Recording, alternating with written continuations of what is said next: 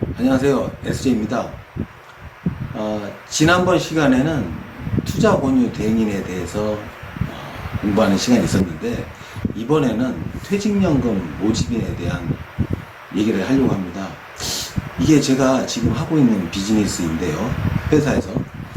이게 나중에 퇴직 후에도 할 수 있는 사업입니다. 돈이 들어가지도 않고요. 무자본입니다. 그리고 이 비즈니스가 잘만 된다면 200이든 300만 원이든 자기가 어떻게 잘 사업을 꾸려 나가느냐에 따라서 평생도록 나올 수 있는 사업이거든요. 이것이 가능하냐고요? 분명히 가능하니까 제가 말씀드리는 겁니다. 오늘 제가 한번 잘 설명을 해볼 테니까 한번 여러분이 할 수 있는지 한번 판단해 보시기 바랍니다. 그러면 본격적으로 한번 설명을 드려보도록 하겠습니다. 퇴직연금 모집인 제도라는 게 뭔지 한번 읽어볼게요. 퇴직연금 사업자로부터 퇴직연금 제도를 설정하거나 가입할자를 모집하는 업무를 위탁받기로 하는 계약을 서면으로 체결하고 그 업무를 수행하는 자로서 관련 교육 및 검정 시험에 합격한 후에 금융투자협회에 등록한 전문 인력을 말합니다. 퇴직연금 모집인에 대한 업무 범위가 있습니다. 한번 읽어볼까요? 퇴직연금 제도 및 운영에 관한 사항을 설명하는 업무. 사용자 또는 가입 예정자를 퇴직연금 사업자에게 소개하거나 중개하는 업무. 계약 체결 이전의 적립금 운영 방법에 대한 설명 및 정보 전달. 사용자 또는 가입 예정자의 질의 및 퇴직연금 사업자의 답변을 전달하는 업무. 퇴직연금 모집인의 업무 범위는 뭐냐? 퇴직연금 업무를 대신하는 거예요. 저번 시간에 투자권유 대행인에 대해서 설명을 했었지 않습니까? 그리고 퇴직연금 모집인이 있는데 하는 일이 틀려요. 투자권유 대행인은 쉽게 얘기해서 증권사에서 주식뿐만 아니라 채권, 위탁 매매를 하려면 증권 투자 권유 대행인이 있어야 되는 거고, 그 다음에 펀드 있지 않습니까? 펀드에 대한 영업을 하려면 뭐가 있어야 된다? 펀드 투자 권유 대행인의 자격증이 있으면 이제 거기에 대해서 권유 가능한데, 제가 말씀드릴 거는 퇴직연금 모집이네요. 뭐냐면 쉽게 얘기해서 퇴직연금 사업이 있거든요. 퇴직연금 상품을 권유하기 위해서 영업을 하기 위해서는 퇴직연금 모집인 자격이 있어야 됩니다. 거기에 대한 자격을 보면은 보험설계사 및 개인 대리점 1년 이상의 경력 보유, 또는 투자권유 대행인으로서, 아까 여기 있었죠? 투자권유 대행인으로서 1년 이상 경력 보유, 또는 퇴직연금 제도에 대한 전문성이 있다고 인정한 자로서 퇴직연금 모집인 등록 교육 이수 후 검정시험에 합격한 자인데요. 여러분이 만약에 하게 된다면 일단 투자권유 대행인 자격을 본 다음에 1년 이상 지나면 이제 퇴직연금 모집이 되는 거고요. 혹시 보험 설계사나 개인 대리점을 하시는 분들도 1년 이상 경력이 보유가 되면 해당 검정 시험을 합격을 해서 퇴직연금 모집을 할 수 있는데요. 참고만 알아두세요. 퇴직연금 제도에는 DB, DC가 있는데 별거 없고요. 제가 오늘 말씀드릴 것은 개인형 퇴직연금 IRP라는 것이 있습니다. IRP가 말이 어려워서 그런데요. 쉽게 말씀드리자면 요새는 퇴직을 하시면 말입니다. 퇴직연금을 도입한 회사의 근로자들은 퇴직할 때 무조건 IRP라는 개인형 퇴직연금 계좌를 개설을 해서 퇴직금을 넣게끔 되어 있어요. 그래서 거기다가 예를 들어서 1억이든 2억이든 퇴직금이 발생하면 IRP에다가 돈이 입금을 받아서 그것을 깨든지 아니면 그것을 연금으로 받게끔 되어 있습니다. 여기에서 이제는 비즈니스가 발생이 되는 거예요. 자, 그러면 일단 IRP 제도에 대해서 간략하게 말씀을 드리겠습니다. IRP는 Individual Retirement Pension이라고 해서 개인형 퇴직연금 계좌라고 부르는 건데요. 근로자는 퇴직을 하게 되면 그 근로자의 퇴직금을 어디에다 입금을 해야 된다고 했었죠? 예. IRP에다 계좌 개설을 해서 입금을 해야 됩니다. 그래서 이 퇴직금을 받으면은 실제로 대부분의 이제 자기 돈이기 때문에 보통 원리금 보장 상품에다 넣어요. 우리나라 금리가 너무 만족스럽지 못해서 해외 펀드나 국내 펀드에다 넣으셔서 더 높은 수익률을 추구하시는 분도 계십니다. 가장 좋은 거는 과세 이연 효과가 있습니다. 퇴직을 하게 되면 퇴직소득세가 발생이 되거든요. 예를 들어서 1억이라고 친다면은 퇴직소득세가 500만원이라고 할게요. 그러면 만약에 퇴직금을 받자마자 깰 수가 있지 않습니까? 깰 수 있거든요. 그러면 그때 가서 500만원의 퇴직소득세를 공제를 하고 9,500만원을 자기가 현금으로 가질 수 있어요. 하지만 여유가 있는 분들은 그렇게 하지 않고 연금을 많이 받거든요. 그러면 어떻게 되냐면 퇴직소득세 500만원이 과세가 이연이 되면서 30%의 세제 혜택을 받습니다. 그러면 어떻게 되겠어요? 아까 1억에 대한 30%의 세제 혜택을 받아서 500만원이 350만원으로 줄어들게 돼 있는 거죠. 그렇게 돼서 세금적인 혜택을 받으면서 연금을 수령하시는 분이 많이 계십니다. 그럼 왜 이렇게 30% 세제 혜택을 주냐? 국가에서 개인마다 노후를 책임질 수가 없지 않습니까?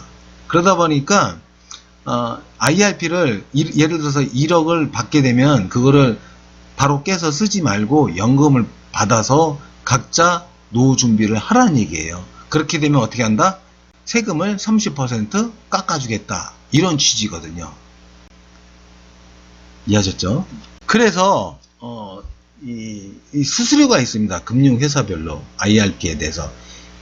근데 저희 당사는 수수료가 1억 5천 미만은 0.3%, 그리고 또 1억 5천 초과분에 대해서는 0.25%의 수수료 있는데 회사마다 다 틀립니다. 그래서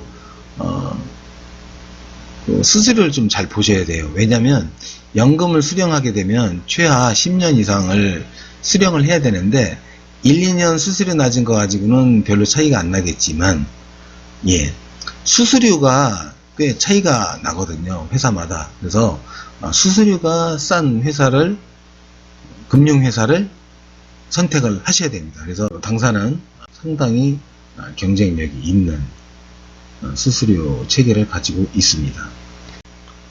그리고 연금 수령을 하기 위해서는 요건이 있는데 보통 가입자들은 55세부터 연금 수령이 가능합니다. 자, 그러면 왜 IRP를 많이 이용을 하느냐? 퇴직금을 받고 나서 IRP를 이용하는 이유가 있어요. 퇴직소득세를 과세를 이연해주고 그 과세 이연된 부분이 또 재투자가 되기 때문에 복리 효과가 있어서 그래요. 무슨 얘기냐? 일반 계좌이면은 원금은 이 퇴직소득세가 이제 날라가거든요. 그럼 원금만 남으면 원금에 대해서 또 이자 소득세를 또 뗍니다. 그렇기 때문에 이거 원금 자체도 줄어들면서 이자 소득세까지 떼기 때문에 금액이 이제 작아지게 되는데 아까 1억이었으면 여기가 이제 500만 원이었지 않습니까? 500만 원이 날라간 나머지 9,500만 원에 대해서 뭐 예를 들어서 2%다. 그럼 2%에 대한 또 이자에 대해서 그 이자 소득세가 과세가 되기 때문에 이것 떼고 저것 떼고 해서 별로 좋지가 않은데 IRP는 뭐가 좋냐? 일단 떼지 않는다고 그랬죠. 과세 이연된 부분이 같이 이자로 올라가기 때문에 여러모로 좋고요. 또 이 IRP 계좌는 일반 계좌보다 금리가 좀 높아요. 일반 계좌 금리가 2% 정도 된다고 하면은 IRP는 그보다 한 20bp, 30bp 정도 더 높습니다. 그러니까 퇴직소득세도 일단 안 떼고 과세 이연되면서 그 500만원, 여기에서 치자면 500만원에 대한 이자가 또 붙기 때문에 또 붙으면서 어때요? 이자 소득세를 안 떼요. 이리 좋고 저리 좋아서 돈 있으신 분들은 다 이걸 연금으로 받습니다. 그러면서 퇴직소득세도 과세 이연되고 이자에 대해서 이자 소득세도 안 떼는 양수겸장이죠. 써있죠. 퇴직소득세 과세 이연 운용수익에 대해서도 이자 소득세를 안 뗀다. 그렇게 보시면 되겠습니다. 자, 제가 처음에 한번 말씀드렸죠. 이게 잘만 된다면 평생 국민연금처럼 100만원이든 200만원이든 300만원이든 받을 수 있다고 했었지 않습니까? 그거에 대해서 잘 설명을 해볼 테니까 여기 한번 유심히 잘 보시기 바랍니다. 여기서 보시면 퇴직금이 보통 1억 정도 받으세요. 아까 말씀드렸죠. 수수료율이 보통 0.3%인데 거기에다가 제가 왜 0.4%를 했냐면 펀드를 또 가입하시는 분이 있어요. 펀드 가입하시는 분들에 대해서는 또 따로 보통 그 해당 가입한 펀드 금액에 대해서 한 0.7% 정도 떼거든요. 수수료를. 아무튼 제 경험상으로 보니까 한 수수료가 0.4% 정도 뗀다고 보시면 되겠습니다. 그러면 어떻게 되겠어요? 요거하고 요거를 곱하면 발생 수수료가 1억일 경우엔 1년에 40만원이 발생이 되는 거예요. 그럼 보수지급률은 뭐냐? 투자권유 대행인처럼 회사가 이 유치한 그 투자권유인 퇴직연금 모집인에 대해서 발생한 수수료의 보수지급률을 보통 60에서 70% 주는데 70%로 잡았다고 친다면 40만원에 대해서 얼마예요? 70%면 1년에 28만원이 발생이 되는 겁니다. 이거를 어떻게 주냐면 매년 지급을 하는 거예요. 28만원을 12달 나누면 어떻게 됩니까? 보통은 세전으로 23,000원 정도 되는 거죠. 이거는 개인 사업자이기 때문에 보통 한 세금도 많이 안 떼요. 한 3%, 4%, 5%? 이 정도 떼기 때문에 세전으로 말씀드렸고요. 예를 들어서 요새 구조조정 많이 하죠. 은행권 구조조정 하면은 보통 퇴직금에다가 뭘 주냐면 위로금을 줘요. 그러면 어느 정도 받냐면 보통 한 5억 정도 받습니다. 5억 정도. 5억 정도 되면은 0.4% 때리면 얼마예요? 발생 수수료가? 예. 1년에 200만원 정도 나오는 거예요. 200만원. 그러면 보수지급률이 70%면 내가 만약에 퇴직연금 모집인이다. 그럼 나한테 발생하는 1년 수수료는 140만원이 되는 거고, 그러면 거기에 대해서 매달 이제 11만원 정도의 돈이 지급이 되는 거죠. 제가 23,000원, 11만원 정도 이거 받자고 이걸 설명해 드리는 건 아닐 거 아닙니까? 만약에 어떤 금융권에 대해서 구조조정이 있었는데 5억짜리를 10명을 영업을 해서 유치할 수 있잖아요. 그럼 얼마나 되냐? 그럼 50억이 되는 겁니다. 50억. 그럼 50억에 0.4% 그러면 총 2천만원에 대한 수수료가 발생되고 나한테 떨어지는 70% 보수지급률을 적용을 한다면 1년에 1,400만원이 발생이 되는 거고, 내가 1년 동안 받게 되면 매달 받게 되는 월 수수료는 116만원 정도가 됩니다. 실제로 이렇게 되고 있습니다. 근데 열심히만 하면은 제가 보기에는 어느 정도까지 도달할 수 있냐? 100억 가능하다고 봐요. 왜냐? 5억짜리를 10명이면 50억이고 20명이면 100억이에요. 그거 아주 어렵지 않습니다. 한 5년 6년 비즈니스 하다 보면 100억 도달할 수 있어요. 그러면 똑같이 계산해 볼까요? 100억이면 0.4%에서 총 4천만원이고 4천만원에 대한 보수지급률 나한테 주는 게 70%니까 2,800만원. 그것이 월로 하자면 233만원이 받는 거예요. 근데 이게 왜 평생 가능하냐? 물론 IRP가 가입하다가 중간에 깨시는 분도 있는데요. 연금을 시작하게 되면 어떤 일이 벌어지냐면 가입한 근로자가 세제 혜택을 받으려면 아까 뭐라고 말씀드렸습니까? 퇴직소득세 과세 이연 된다고 했는데 연금을 최소 10년 이상 받아야만이 그 세제 혜택을 30% 감면을 받는 거예요. 그러면 10년 받는 분도 있고 20년 받는 분도 있고 30년 받는 분도 있는데 대부분이 한 10년 아니면 20년이거든요. 그 얘기는 뭐냐? 이게 1, 2년 하다가 깨는 게 아니라 거의 내가 유치했다면 10년이든 20년이든 보장받는다는 얘기죠. 이 금액을. 그렇다면 100억을 유치를 했다라면 그래서 이것이 다 연금으로 전환이 돼서 받는다면 이거는 이 금액은 거의 10년 또는 20년 동안 주구장창 230만 원이 들어올 수 있다는 얘기입니다. 그렇죠. 아주 무서운 얘기입니다. 한 번만 더 진행을 해볼까요? 100억이 아니라 제가 보기에는 150억도 가능할 것 같아. 150억. 사실은 다 5억짜리는 아니겠죠. 누구는 1억, 누구는 2억, 누구는 5억. 근데 어떤 사람 재수 좋아서 삼성전자 임원을 잡았더니 그 사람은 20억이야.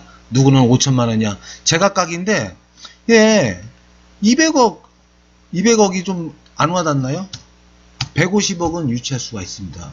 150억이면, 눌러볼게요. 얼마를 받냐? 예. 350만 원을 평생 받는다고 보시면, 근데 무리가 아니에요. 350만 원이 무리가 아닙니다. 350만 원 아니면 어떻습니까? 이게 만약에 230만 원이 평생 나온다면 얼마나 좋겠어요. 국민연금 100에서 150만 원 받고 평생 또 이 퇴직연금 모집인 활동을 해서 100이든 200이든 300원을 받는다면 여러분들은 어떠십니까? 이거 한번 도전해 보시길 바랍니다. 아주 강력하게 추천드리는 바입니다. 내용 잘 보셨습니까? 약간 이론적인 것은 있지만 실제로 일어날 수 있는 상황입니다. 이렇게 되고 있고요. 저는 나중에 퇴직을 하더라도 이 비즈니스를 계속 할 생각입니다. 너무 좋고 정말로 제가 알고 있는 이 지식을 여러분들한테도 공유를 해서 이런 비즈니스를 계속해서 꾸준하게 평생 나올 수 있는 이 비즈니스를 한번 도전해 보시기 바라겠습니다.